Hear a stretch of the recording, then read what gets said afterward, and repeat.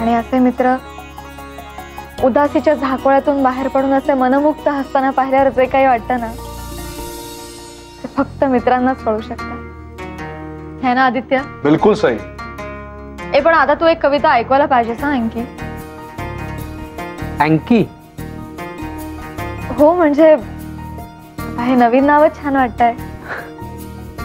बर, नवीन नाव तर नवीन नाव, नवीन नाव, नवीन गाव, नवीन नाव, नवीन गाव, तरीही जुनाच असतो ठाव. काट्यांना वळसा घालून फुलांच्या काठावर टाकलाय पडा.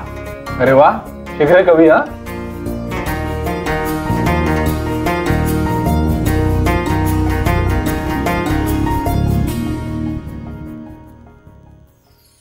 तुझ्या माझ्यात काय होतं, तुझ्या माझ्यात काय होतं. वाऱ्या पावसाने भिजलेलं एक सुकुमार झाड होतं.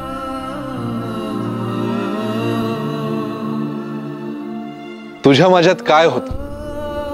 वाऱ्या पावसाने भिजलेलं एक सुकुमार झाड होतं.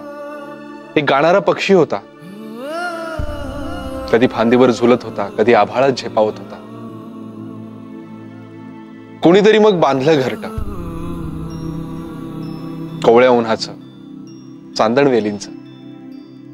झाडाचं मग घरटच झालं आणि झालं घरट्याचं झाड.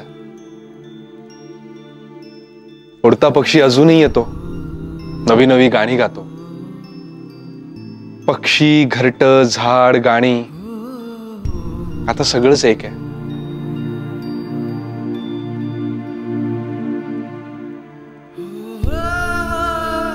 तुझ्या माझ्यात काय होतं, तुझ्या माझ्यात काय होतं.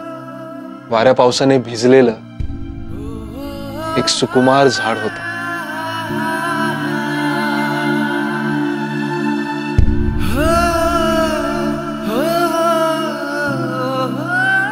वाह आदित्य, क्या बात है.